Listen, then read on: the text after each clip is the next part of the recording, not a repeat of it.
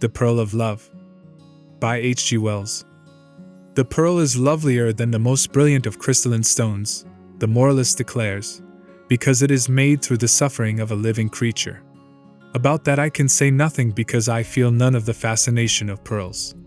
Their cloudy luster moves me not at all. Nor can I decide for myself upon that age-long dispute whether the pearl of love is the cruelest of stories or only a gracious fable of the immortality of beauty. Both the story and the controversy will be familiar to students of medieval Persian prose. The story is a short one, though the commentary upon it is a respectable part of the literature of that period. They have treated it as a poetic invention, and they have treated it as an allegory meaning this, that, or the other thing. Theologians have had their copious way with it, dealing with it particularly as concerning the restoration of the body after death, and it has been greatly used as a parable by those who write about aesthetics. And many have held it to be the statement of a fact, simply and baldly true. The story is laid in North India, which is the most fruitful soil for sublime love stories of all the lands in the world. It was in a country of sunshine and lakes and rich forests and hills and fertile valleys. And far away the great mountains hung in the sky, peaks, crests, ridges of inaccessible and eternal snow. There was a young prince, lord of all the land, and he found a maiden of indescribable beauty and delightfulness, and he made her his queen and laid his heart at her feet.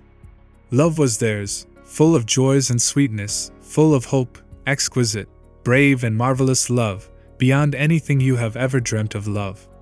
It was theirs for a year and part of a year, and then suddenly, because of some venomous sting that came to her in a thicket, she died. She died, and for a while the prince was utterly prostrated. He was silent and motionless with grief. They feared he might kill himself, and he had neither sons nor brothers to succeed him. For 2 days and nights he lay upon his face, fasting, across the foot of the couch which bore her calm and lovely body. Then he arose and ate, and went about very quietly like one who has taken a great resolution. He caused her body to be put in a coffin of lead mixed with silver, and for that he had an outer coffin made of the most precious and scented woods wrought with gold, and about that there was to be a sarcophagus of alabaster, inlaid with precious stones. And while these things were being done he spent his time for the most part by the pools and in the garden houses and pavilions and groves and in those chambers in the palace where they two had been most together, brooding upon her loveliness. He did not rend his garments, nor defile himself with ashes and sackcloth as the custom was, for his love was too great for such extravagances. At last he came forth again among his counselors and before the people, and told them what he had a mind to do.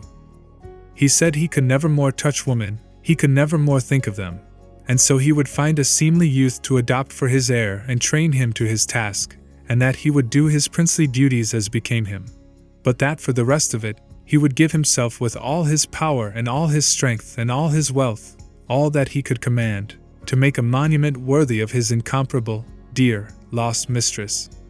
A building it should be of perfect grace and beauty, more marvelous than any other building had ever been or could ever be, so that to the end of time it should be a wonder, and men would treasure it and speak of it, and desire to see it, and come from all lands of the earth to visit and recall the name and memory of his queen. And this building he said was to be called the Pearl of Love. And this his counselors and people permitted him to do, and so he did. Year followed year, and all the years he devoted himself to building and adorning the Pearl of Love. A great foundation was hewn out of the living rock in a place whence one seemed to be looking at the snowy wilderness of the great mountains across the valley of the world. Villages and hills there were, a winding river, and very far away 3 great cities.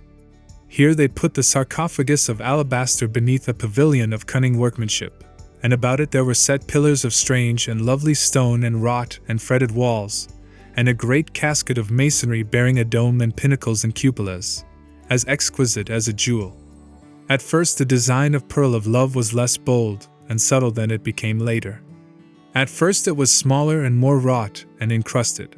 There were many pierced screens and delicate clusters of rosy-hued pillars, and the sarcophagus lay like a child that sleeps among flowers. The first dome was covered with green tiles, framed and held together by silver, but this was taken away again because it seemed close, because it did not soar grandly enough for the broadening imagination of the prince. For by this time he was no longer the graceful youth who had loved the girl queen. He was now a man, grave and intent, wholly set upon the building of the pearl of love. With every year of effort he had learned new possibilities in arch and wall and buttress. He had acquired greater power over the material he had to use, and he had learned of 100 stones and hues and effects that he could never have thought of in the beginning. His sense of color had grown finer and colder. He cared no more for the enameled gold-lined brightness that had pleased him first, the brightness of an illuminated missile. He sought now for blue coloring like the sky, and for the subtle hues of great distances, for recondite shadows and sudden broad floods of purple opalescence, and for grandeur and space. He wearied altogether of carvings and pictures and inlaid ornamentation and all the little careful work of men. Those were pretty things, he said of his earlier decorations, and had them put aside into subordinate buildings where they would not hamper his main design. Greater and greater grew his artistry. With awe and amazement people saw the pearl of love sweeping up from its first beginnings to a superhuman breadth and height and magnificence. They did not know clearly what they had expected, but never had they expected so sublime a thing as this. "Wonderful are the miracles," they whispered, "that love can do." And all the women in the world, whatever other loves they had, loved the prince for the splendor of his devotion. Through the middle of the building ran a great aisle, a vista, that the prince came to care for more and more. From the inner entrance of the building he looked along the length of an immense pillared gallery and across the central area from which the rose-hued columns had long since vanished, over the top the pavilion under which lay the sarcophagus, through a marvelously designed opening, to the snowy wilderness of the great mountain, the lord of all mountains, 200 miles away. The pillars and arches and buttresses and galleries soared and floated on either side, perfect yet unobtrusive, like great archangels waiting in the shadows about the presence of God. When men saw that austere beauty for the first time they were exalted, and then they shivered and their hearts bowed down.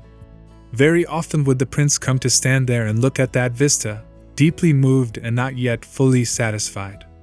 The pearl of love had still something for him to do, he felt, before his task was done.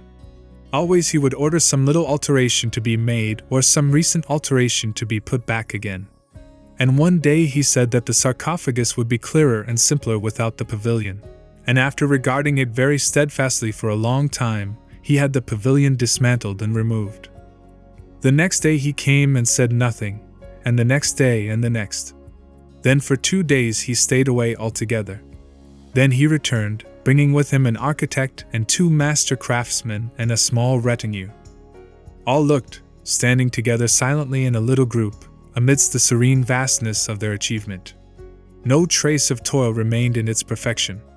It was as if God of nature's beauty had taken over their offspring to himself. Only one thing there was to mar the absolute harmony. There was a certain disproportion about the sarcophagus. It had never been enlarged, and indeed how could it have been enlarged since the early days? It challenged the eye. It nicked the streaming lines. In that sarcophagus was the casket of lead and silver, and in the casket of lead and silver was the queen, the dear immortal cause of all this beauty. But now that sarcophagus seemed no more than a little dark oblong that lay incongruously in the great vista of the pearl of love.